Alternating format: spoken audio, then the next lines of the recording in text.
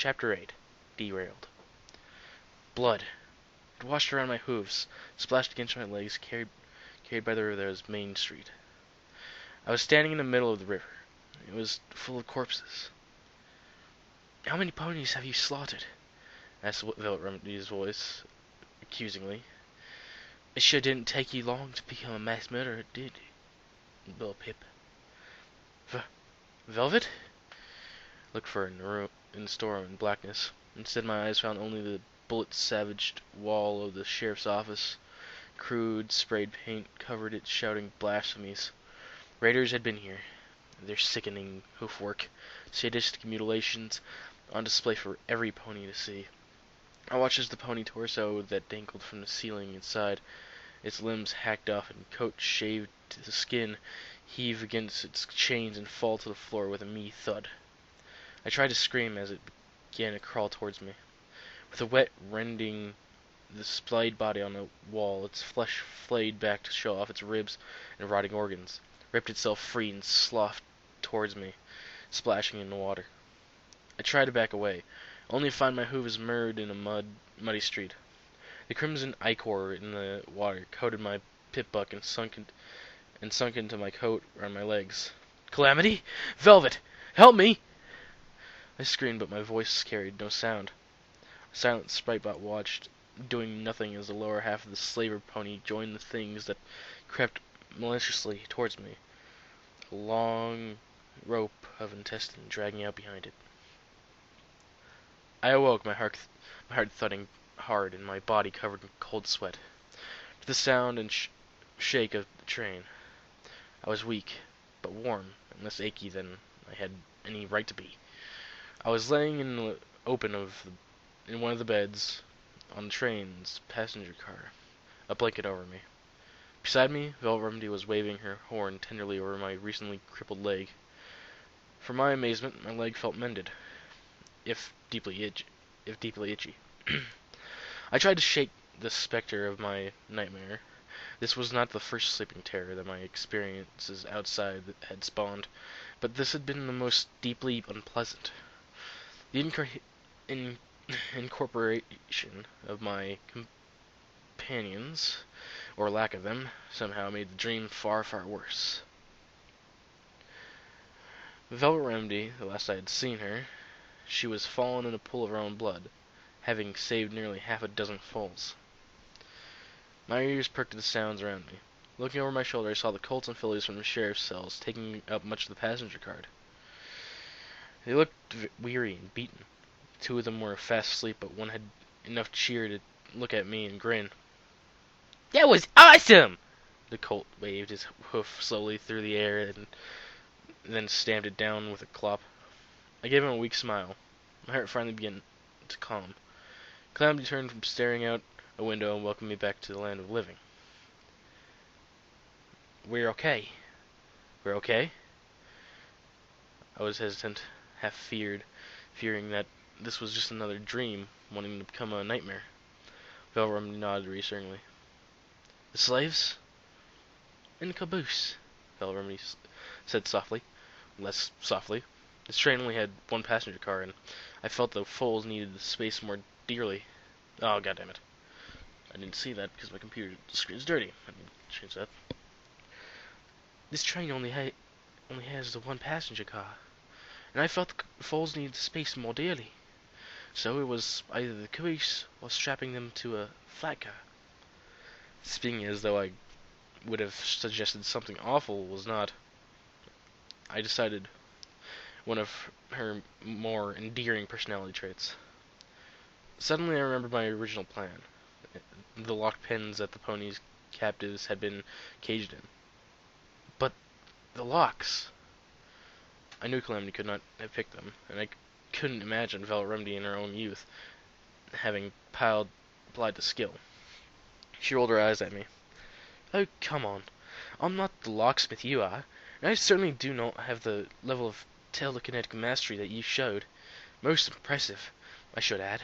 But I am a unicorn. I can do basic levitation. Between my missiles and mines, I was able to bypass the need for lockpicks or keys. The train rumbled around us. Glancing out my window, I saw that we had already traversed the desert and were clearly well on our way to the up mountain. The pace of the train ponies was slowing. We were getting close to the peak point of the mountain track. My conversation with Velvet had lulled, and now Calamity disrupted it completely. Our shadow's back. I pulled myself into the sitting position, testing my bending leg. Shadow? The colt who spoke up earlier declared. Mr. Calamity thinks something is following us. I noticed Calamity was crouched to the window, looking upwards through it, towards the sky. Another? I kept myself from saying goddess in reference to the winged unicorn slaver I had battled. One of those? Like at the sheriff's? I don't think so. But there's something up there, keeping just out of sight. If it's out of sight... No. If it's out of sight, how do you know that there's anything there? Velvet countered. But at Calamity's look, he relented. Another Pegasus, perhaps?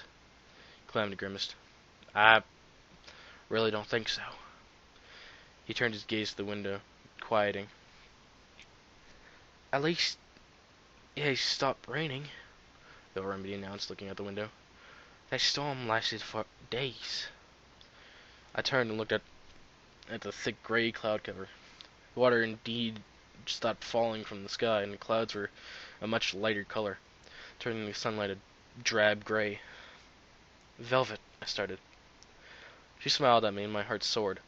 Her previous grating remark instantly forgotten. Thank you, little Pip. Your bandage saved my life. I looked at her, knowing that there was no way those poor excuses for medical aid, magically treated or not, could have brought her to health. I started to say as much, but she lifted a hoof to interrupt. No, but you managed just well enough that I gained consciousness. From there, I could take care of myself. She cast a sidelong look towards Calamity. Not to mention you and your interesting friend of yours. Calamity nickered in her direction.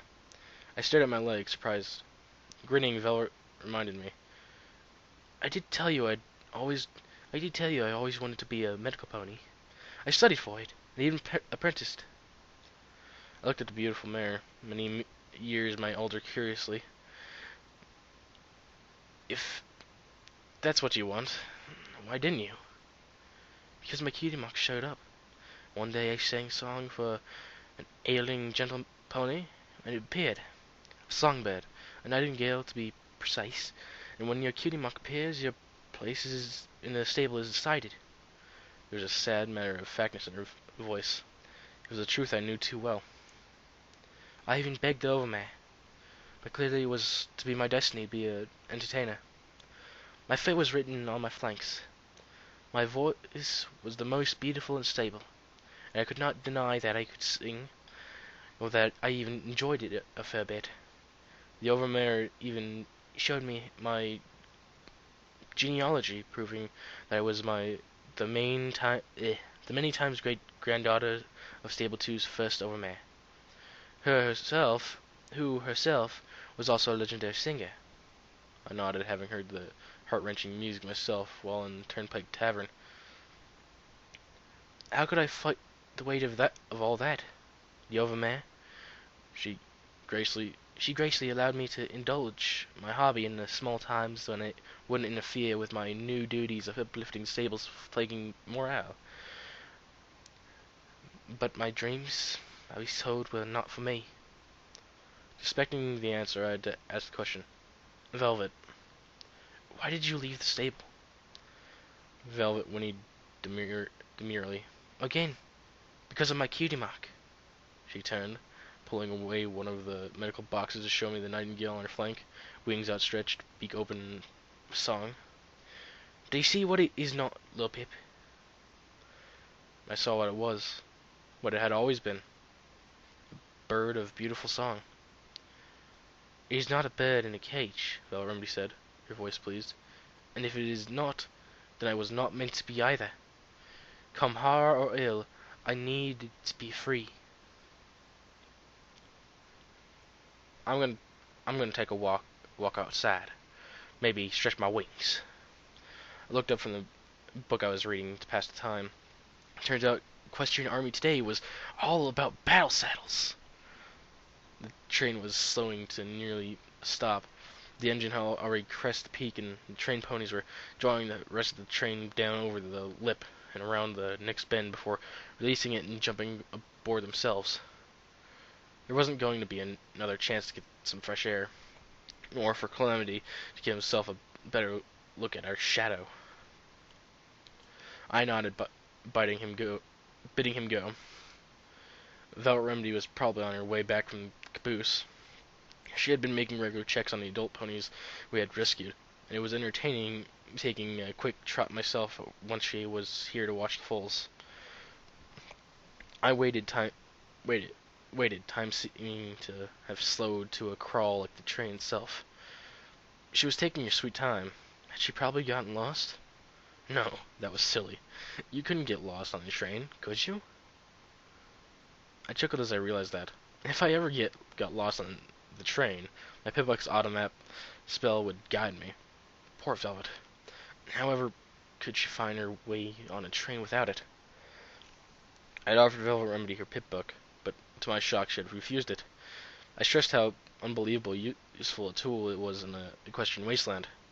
She said I could keep it as a gift, and as an apology for having given it to me in the first place, she didn't blame herself for my leaving the stable, but she regretted having played a hoof, and truthfully, a whole pony, in my decision. I had tried one last time, and she had finally told me flatly, I escaped that prison. I will not wear its shackle, no matter how gilded a shackle it might be. At that, she had left to check the ponies and caboose. I was brought out by my reverie by the draconic roar of minigun fire, followed by the death screams of the train ponies.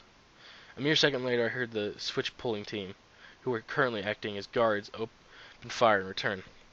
The foals began to panic. I was attempting to calm, or at least corral them, when Velvet Remedy turned through the back door, looking worried. At nearly the same moment, one of the train ponies from the switch team burst in, shouting and waving his paws, a lever-action shotgun floating by his side. Slaver ambush! Protect the children! What? How could they have gotten ahead of us? Before I could ask, a grizzly pony wearing slaver armor, spiked hooves, and coated with blood of train ponies broke into the passenger car and reared up, intending to end the life of another. I didn't have time to think. I just drew my assault rifle and fired at him. The train pony ducked, his own gun swinging around and unloading into the slaver. I couldn't tell whose shot felled him. Flashes of my nightmare came back to me. I hesitated, but mercifully I only after the attacker had been taken down. Then with a stomp I activated my EFS and watched the flurry of red marks fill my forward compass, milling about the few friendlies that were in front of me. I turned to Remedy, levitating out the needler gun and fitting it with a marked clip. I had not been able to determine what the markings in the needle clips stood for, but I suspected any one of them would be at least capable of incapacitating. Take this. Guard the foals with your life. I'm going to help up ahead. Better take them down before they go back for this far, if I could. Velvet Remedy stared at the needler pistol as if it was a disease. I couldn't. Oh, for Celestia's sake! You have to. You're not going to survive out here if you aren't willing to fight back. I pointed towards the foals, and neither were the ones you're protecting. Velvet gulped. I mean, I don't know how. Oh. It's easy. Floated up, pointing this end at the bad guys. To shoot, pull this little lever back. That's the trigger. She nodded, then looked at me as if hoping I would offer another option. I'm not a killer. I don't think I can. Learn to. It was harsh, even brutal thing to say, but that was the Equestrian wasteland. The train slid down the track, picking up speed, but still slow enough for the motley force of unicorn and earth pony slavers to leap aboard. Two earth ponies with miniguns minigun battle saddles had torn through the pulling team, shred the poor ponies into red meat. The barrage of the return fire had slaughtered them in return. I stood my ground on a boxcar, several cars forward of the passenger car that held the Velvet Remedy and the Foals. Assault rifle at the ready. My EFS compass head was so full of right ahead of me that it was impossible to track individual opponents. Part of me wanted to attempt parley, if only to avoid the growing pain in my conscience. But that was out of the question. No, any pony attacker, the train went down. But any pony attacking the train went down. It was with the intention firmly planted that I opened fire on the first slaver to jump her way onto the boxcar ahead of me. My shot went wild and she jumped back down. Damn it. I heard an explosion above and behind me. Casting my eyes to the sky, I saw Calamity dodging and weaving through the air. A griffin in hot pursuit. The enemy aviator held a brush gun. A much nastier firearm than any I had seen so far, and occasionally following his pursuit of Calamity to fire a shot. Calamity, bless him, was not making himself an easy target, and costing Griffin distance with each failure. As I watched, Calamity suddenly swooped upward and pulled a full loop, and to my dismay the Griffin matched his move, looping slightly inside with his own to close distance with him yet again.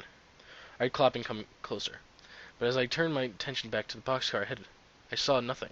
Confused, I took a step towards the edge, looking down to see if they were racing up along the ground, only to find 3 slaver ponies racing alongside of my boxcar, passing me. Somewhere a slaver unicorn was aiding them with spells. A magic glow held their hooves to the side of the moving train. "Luna rape you with her horn!" God damn it. Really? Okay, first off, I don't read ahead in things, so I apologize for any screw-ups here. "Luna rape you with her horn!" I growled, feeling incensed in the magical trickery, and swung around the assault rifle, firing into the hindquarter flanks and necks as they raced down the next boxcar towards the passenger car. 2 ponies screamed as they fell from the train, mortally wounded, one breaking his neck in a fall, but the third made it with the gap between the cars before I could bring my weapon to bear on him. The train was moving at a fair clop now. I raced along the roof, jumping to the next car and skidding to a stop. I looked down between the cars, quickly pulled my head back as the slaver spotted me and fired a mouth-held submachine gun into the air where my head had just been. Focusing, I pulled the wide-eyed slaver up out of his hiding space. Then something hit me from behind, sending a stripe of searing pain up my back. I dropped him. Then, damnably lucky bastard, falling safely onto the roof just across the gap. I was surrounded now. The pony had missed before had come up behind me. Why am I so jittery? Come up behind me while I was focused on this new one, a whip clinging in her mouth that she wielded with hellish accuracy. With a crack of her whip, she knocked my assault rifle out of the air. The weapon sailing out over the cliff face, the track was skirting. The SMG slaver had taken my moment of surprise to reload, and now grinned in his mind. He had already killed me. Another explosion from above, and 2 bullets ripped through the slaver, felling him. His body SMG still clinging in his teeth, slid off the boxcar roof. A moment later, Calamity slid low over the boxcar and banked sharply, his hooves scraping along a cliff that rose up above us on the other side of the train. The Griffin swooped over the train in pursuit. I ducked. The whip pony wasn't quick enough and got clipped by one of the Griffin's wings. The hit cleanly decapitated the slaver pony. Oh my god! I felt my heart skip a beat as I saw the blades that adorned the forward edge of the Griffin's wings. Swooping up the decapitated pony's whip, I kicked the rocking head off the side of the train. I curled the whip into my saddlebag, brought out my combat shotgun, and moved, first to one side of the boxcar, then the other. The spell the slavers were using changed the situation dramatically, and I was painfully worried about how many had gotten past me before I wised up to it. Further up the train, I heard more gunfire as the remaining train ponies fought for their lives. Down the train, I thought I heard Velvet Remedy screaming. I turned towards the sound. My hindquarter was in front of the train when something thumped hard somewhere towards the front of the train, and then the train gave a shudder as it its wheel crunched through a body that had fallen down onto the tracks. Calamity landed deftly beside me. I stared at him in surprise, and he seemed to blush as he hoofed his mane. "I'm afraid Razorwing couldn't join us. He refused to get off my tail, even when I swooped between two of the cars." Calamity smiled, looking looking around as if trying to find a missing friend. "I swear he was right behind me just a moment ago." I smirked, then pointed a hoof towards the passenger car. "Go help Velvet." Calamity nodded and took to the air, not even needing to fly as the now galloping train brought the aid of the train ponies. Brought the passenger car right to him. I saw him disappear into the gallop in front of it, then the gallop to the aid of the train ponies. Then gallop to the aid of the train ponies. As I did so, a frightened voice in my head asked me what my life had become, what I was becoming, that there were so many ponies who wanted to take my life, and that I was charging towards them. Last survivor of the train ponies and I raced across the rooftop and dived down to one of the into the open door of the passenger car as twin beams of pink magical energy scorched the sky, fired from white unicorn Raider's bow saddle. The train pony who had been with us seconds ago was now nothing but sparkling pink ash blowing away in a wind. The passenger car was empty, sort of. The body of a black-coated slaver hung from the ceiling, filed with nails. The spell on its hooves was keeping it from falling to the floor, even after death. It gave the earth pony with me quite a start. To be honest, I might have shrieked just a little too. "I tell you, I prefer slavers who shoot bullets," the train pony gasped, recovering. "You can't wrap a bandage around being turned to dust." I quite thoroughly agree. Velvet Remedy ran in through the back door, coming off the flat car behind. Seeing the train pony, she motioned for him to head behind her. "Please, go meet up with Calamity. He's at the caboose." "You got a nasty one on the way," I warned her, "and another 4 coming behind her. I think these are the last of them, but one is using a battle saddle with magical energy weapons." Velvet Remedy nodded warily, then looked up and pointed at the corpse above. "This one came in on the roof, like an insect." She's clearly shaken, more at having to take a life than a stranger's of the circumstance. But I suspected she couldn't bring herself to focus on that. Not yet. I began to wonder if her occasional unpleasantness wasn't part of some coping mechanism for dealing with the horrors of the Equestrian wasteland. Death Pony trotted past her, reloading his weapon and bucking the door closed behind him. A minute later, Calamity galloped up. "Every pony's in the caboose, and I've kicked it off. Slavers won't be getting them from here." He lowered his head and stopped at the floor. "Here's where we hold the line." There was no time for discussion. Calamity had barely spoken his intent when 3 slavers led by the unicorn pony came into the car at us. Not from in front or behind, but through the windows. The passenger car exploded into violence. Sats locked onto the slaver coming through the window on my left. At this range, I could barely miss. Unfortunately, neither could they. Velvet Remedy's horn glowed as I fired into the chest of my first target once and again. His armor stopped much of the damage, but knocked him back, his own shot grazing my cheek. I turned to the second, but not quickly enough to stop him from swinging his magical enhanced sledgehammer right into my ribcage. The pain was blinding. I could hear ribs snapping under my armor. My squeal of pain did not stop him from bringing down a second blow across my back. Dizzy's armor dissipated the blow across my body, saving me from broken back and a very short paralyzed life. Calamity had fired off a double shot from his battle saddle, tearing gaping holes in one of the slaver ponies coming in on his side. Bloody innards spattered across the bed, wall, and window. The last went to Velvet Remedy. Oh goddess, why wasn't she wearing armor? I watched in horror from the floor as the slaver sank his combat knife deep into her shoulder, barely missing her neck. Blood gushed around the blade and turned her charcoal coat a wet black. Her spell imploded. The magic radiated from her horn, fading away in an instant.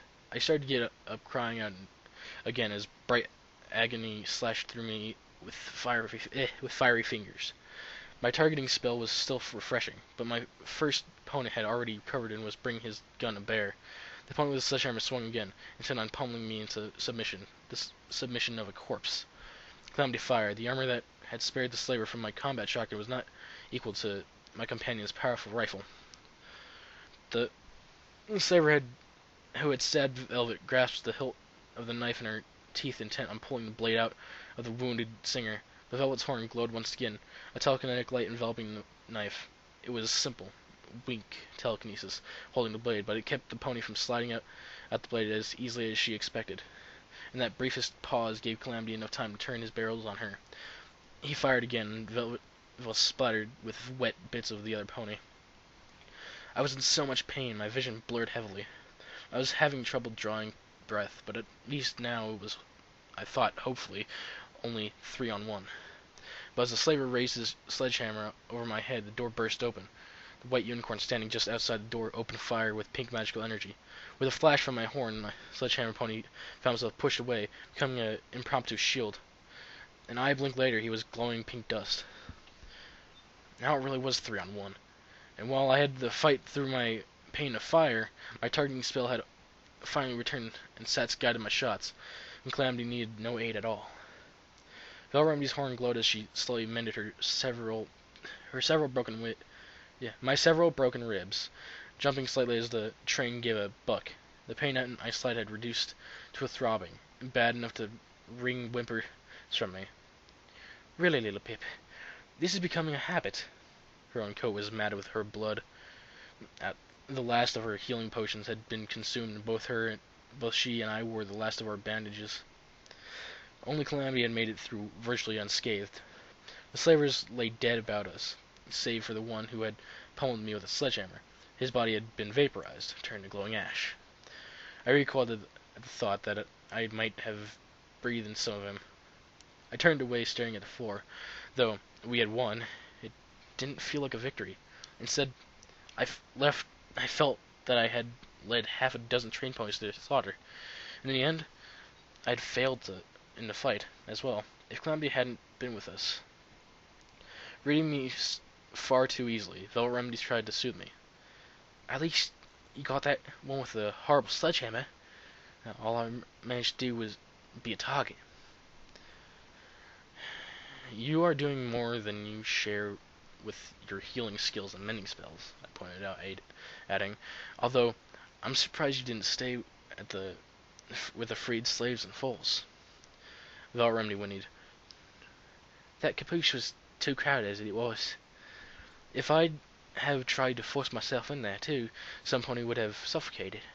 She finished tending my wounds, frowning at the increased shaking of the train. Scenery flashed by outside the windows. Yep. Calamity returned to us, making his way through the rattling train. Looks like that was the last of them. The train groaned dangerously as it tore around a corner, forcing us to catch ourselves. Velvet looked between us with alarm. Don't either you ponies think we're going awful fast? How does this train ever slow down? We use the brakes.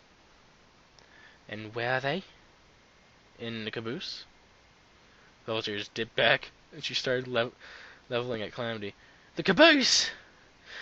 That would be a big red car at the back, right? The one you just kicked free of us? I felt a surge of panic. Calamity grimaced a little. Yep. Pondering. You know, that would explain the look the train pony was giving me. I begin to see how you got your name. Velvet said flatly.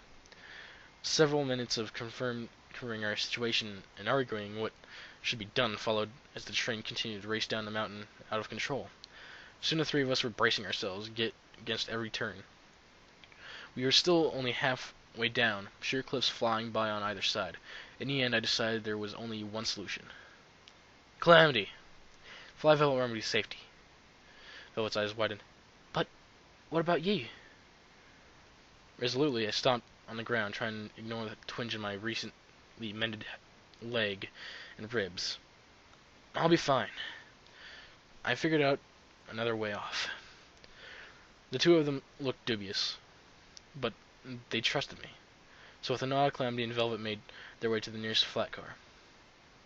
"I'll be back for you," Calamity promised as he spread his wings. The wind tore Calamity and Velvet off into the air. And then I was alone, on a runaway train. Okay, I thought to myself. Now it was time to actually think of a way off. The train charged forward towards the mountain curve, hitting it far too fast. The train tilted. I could feel wheels coming off the track.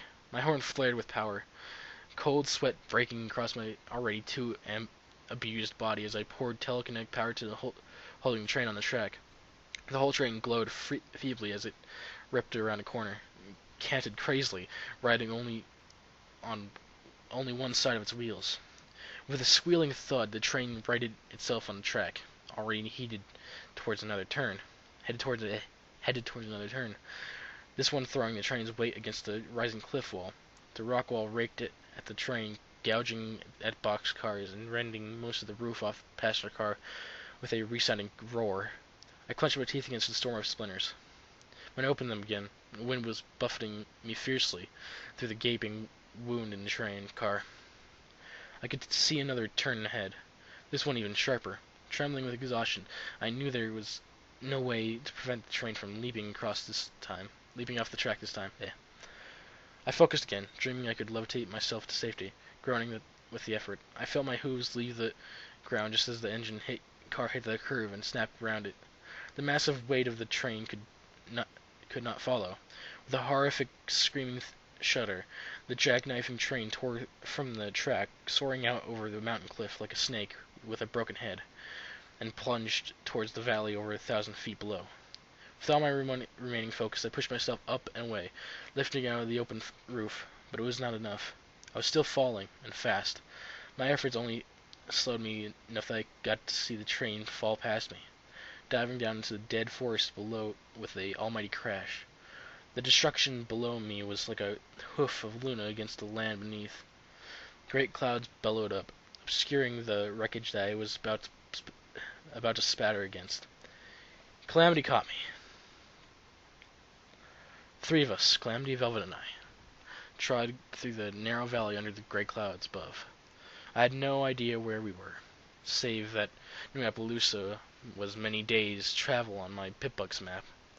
Assuming we could travel in anything close to a straight line, assuming we were headed there at all. Based on the terminal entries, the slavers of old Appaloosa were selling the bulk of the ponies who captured to some pony named Stern, in some place called Philadelphia. I had lost my rage at what I had read, at the wicked and cruel things these ponies were doing. I kept it at a low simmer in the back of my mind. If I had my way, Philadelphia was next, but I could not ignore out our more pressing concerns. We were in desperate need of medical supplies. Likewise, the water and food Calamity and I had packed was insufficient to support the 3 ponies for several days. We needed safe shelter and resupply. Once again, we had rested for several hours. The 3 of us had just been through a harrowing battle, and it would have been insane, if not impossible, to press on without giving ourselves time out. In truth, we needed much more than we took. I myself was so weakened by my extreme feats of telekinesis that I found myself unable to levitate even something as small and relatively light as a little Macintosh.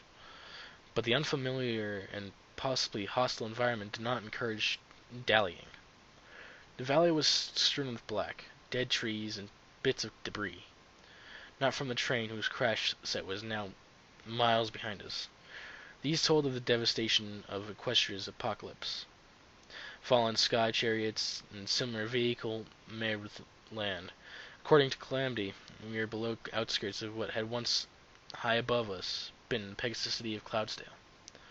Now, there was nothing up there, above the clouds, and on the ground, the only grave marker of the sudden ending of so many pony lives were the scattered wrecks of Pegasus vehicles that had been too far from the city to be instantly consumed, but not far enough to save those pulling them. Inappropriately upbeat music heavy on the tuba floated like a siren song through the valley. My ears perked and I began galloping towards the source. My surprised companions scrambled to follow suit. "Little Pip," Velvet gasped. "What is it?" Calamity was no less confused. He knew the sound of Sprite, but could fathom no reason I would be in such a hurry to catch it. Reaching to Sprite I enveloped it with my horn's magic, dragging it to attention before me. Watcher! Calamity landed, looking at me strangely. Velvet, considerably further behind, dropped to a trot as she saw no sign I was in immediate danger of being crippled yet again. Watcher! I shouted crossly, giving the annoying Spritebot a firm shake, as if doing so would shut off the music and summon my cryptic acquaintance. Watcher, I know you can hear me. I need you right now. Little Pip? Calamity began slow. I don't think, he stopped, eyes wide and fearful as the music ended in a mid-song pop, and the Spritebot spoke directly to me in a voice he had never heard come from Spritebot before. Hello? Little Pip? How can I help you? The tiny, artificial voice addressed me clearly spooked. My wasteland experience companioned quite deeply. I need you to send a message to New Appaloosa. I waved a frantic hoof. There's a caboose headed down the mountain without a train. The trained pony inside will make sure it reaches the bottom safely, but there are lots of ponies inside, including 5 young ones, who cannot survive out here on their own. New Appaloosa needs to send wagons to get them. Watcher was silent and hesitant. Watcher, they're not in a good shape. They have no food or water. Time is of the essence. Watcher spoke slowly. I don't know, Little Pip. I'm tired of it, of the habit of... I don't care, I shouted crossly. You care about those ponies, don't you? Do you want to see those foals die? No, I mean, yes, I care. No, I don't want to. Then get help! You don't have time to indulge your shyness, Watcher. Lives are at stake. With a pop, Stripebot's song continued. I released it, unsure whether to feel relieved or disgusted. Little Pip, Velvet nickered, clapping up to me. If you keep ordering your friends around, you'll soon find you don't have any. I frowned, reminded suddenly of my friendless nightmare. Calamity gave me a look that suggested she might be right. Velvet kept walking, and I fell in line behind her.